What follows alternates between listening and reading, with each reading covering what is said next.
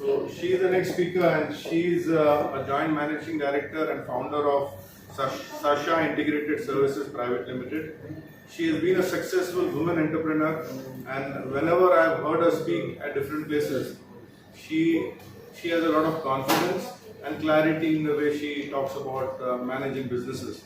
And I think nobody better than her amongst the cooking community that I have come across who can really motivate our women, although there are not too many out here, but at least we'll share the video with our women folk all over the globe that our people are, both from Kadwai and outside, and hope that her speech will inspire a lot of other ladies to get into entrepreneurship. And being a father of 3 daughters, one of my wishes is that my daughter should be get into entrepreneurship spirit. And I hope she inspires my daughter and all the other girls out here. I can see Serish Modak also. She's a lawyer at this moment, right? You completed the law last year. So she's an aspiring lawyer, but she also will gain from this professionally. I leave the forum to Sanakari. Thank you so much. Assalamualaikum. Assalam. Sorry, there's a slight bit of a technology issue. I have a presentation, but if I'm audible, then I'll continue with my presentation and you would not have to refer to anything. If there's anything that you need to ask me, you can definitely stop me, or we'll have the question and answers later. Is that fine? Yes. So, thank you so much for the introduction. Just a little brief. I have been working for the last 20 years. I started my career at a very young age. I started my career fortunately with Credit Suisse First Hospital, which was an MNC. Worked with them for 4 years, learned the whole jargon of corporate culture, reporting, reports, all of that. And simultaneously, I had a group of friends who were very energetic and wanted to get into some kind of a business. But at that given point in time, we didn't know what business to do. So we decided, let's get into the service industry. And facility management was something that we thought of. Basically, housekeeping primarily was what we thought of. Housekeeping is a fancy word, lekin it's only saaf safai. So what we decided to do is, we will do housekeeping, but we will do it differently. What will we do differently? You have, India by nature does not have the culture of being organized, presentable. So let's do these things. Let's make sure that we are able to set up a business where we focus on quality services. We focus on training. And how can we do that? We can do this by training people. This will give employment to a lot many people that need jobs over here. So we had that social cause in our mind. Our skill was training. Our skill was to go to the client and tell them, sir, you will get this service. What is the service that you need? We will train and we will deliver the service. I'll not give you Shah Rukh Khan who will come and serve you in style. But what I will do is make sure that I deliver the services that you expect and I promise to. So we set off. I actually was one of the founding members of this company called Radiant Hospitality Services. It was a proprietary company initially because there was one friend who was a leader. And we all worked as managers. We were 4 of us who were managers. And by then, the concept was new, so we had to struggle a lot. People would come up with complaints saying, "Nahi, 9 घंटे का duty है, 9 घंटा cleaning कौन करता है?" The concept wasn't there. We'll not wear shoes, we'll not wear uniforms, we'll not, shave every day. Basic challenges were something that we faced because this was way back in 2000. And then, finally, we decided, okay, these are the challenges that we have, and we need to make sure that we address these challenges and stand out. We can't be one of the run-of-the-mill. We don't want to be a manpower supplier. We want to be a service provider, a quality service provider. That is what would differentiate us. We wanted to be the Mercedes-Benz of housekeeping industry. We wanted to be the McDonald's of the housekeeping industry. Even though housekeeping was not known to anybody. But that's how we would build a reputation of a name. So we focused. We basically developed training centers, We developed in-house people to go and recruit staff who would tell them, this is the job you have to do. See, a lot many times we realize in these 20 years, or this is my takeaway, is that communication has been a big gap. So whatever we explain and whatever is the understanding, there's a gap. And therefore there's a constant struggle of people who that they say, oh, I thought this was the work and this work is very different. So we decided we will start addressing and overcoming all these barriers. And that's how we grew. Considering the hard work that we put in, the promoter of the business, he actually awarded us shares. So I went on and became a shareholder in Radiant. And that's how the business grew. In 7 years, we got private equity because the business was growing. The private equity fund worked with us for 3 years. We grew the business, we doubled numbers. So we employed 4,000 employees by the time private equity was there, which was way back in 2012. And then we got acquired by a multinational company, OCS. And Radiant was actually acquired by OCS. We worked with OCS for 3 years, handed over the whole company, transition, because our people were used to working with us. So we had to develop their skills and we had to handhold the transition so that the growth is there and the business continues. So a few of the clients that Radiant serviced were Inorbit Mall, High Street Phoenix Mall, Market City. In addition to that, we did a lot of showrooms, the BMW, Audi, Jaguar. Most of the showrooms were managed by us. We handed over the business to OCS, and then facility management was all we knew because we did that for 15 years. But we had a non-compete with them. So we went on, started another business called 3S Integrated. We were of course consulting that business. Again, in a short span of 3 years, grew the business to close to 50 crores. We had about 3,000 employees, set the base, processes, systems in place. And then our non-compete got over, and that's how Sasha was started in April 2015. So it's 3 years now since Sasha is live. We are approximately 2,000 employees on record. We have branch offices around.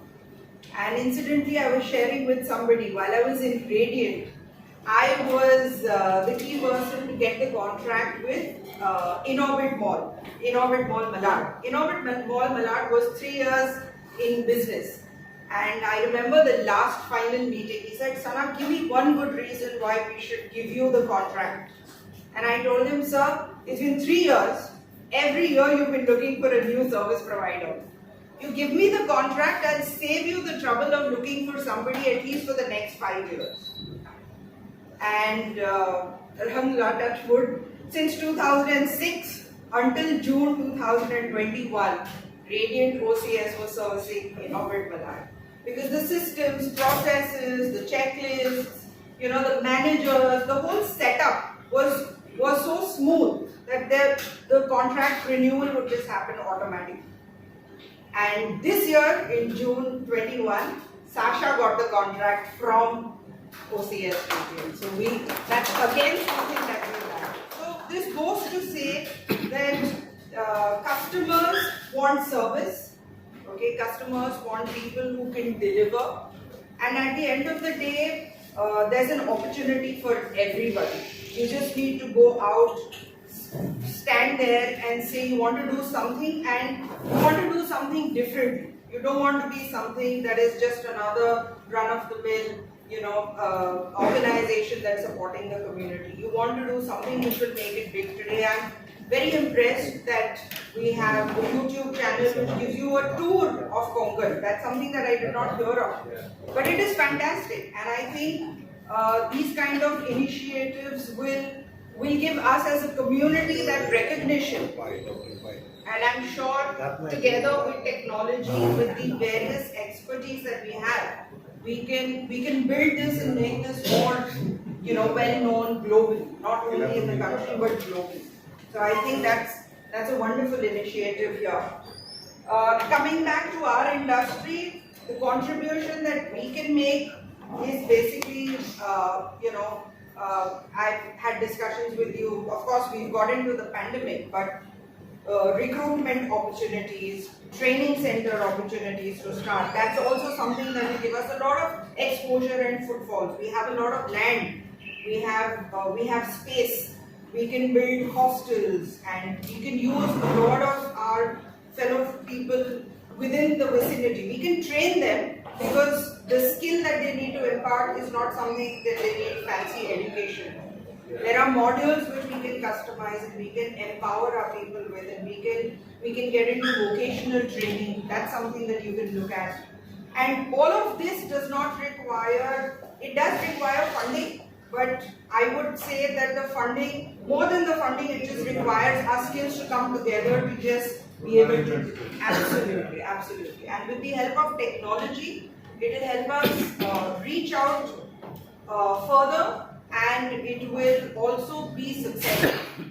Many times we did think that, you did mention that there are struggles with getting the education stream back at par. Yes. You know, we can get technology. We don't need to put in time, we don't need to physically be present, but today if we are able to get together and identify the needs that are there and start addressing them one-on-one, I think we'll be able to create a lot of value add over there.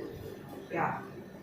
As an entrepreneur, I just want to tell everybody over here that, you know, it's never too late. Like this gentleman, he's been a teacher, and then he, you know, now is very keen that he wants to get exposure into. Everybody is an entrepreneur.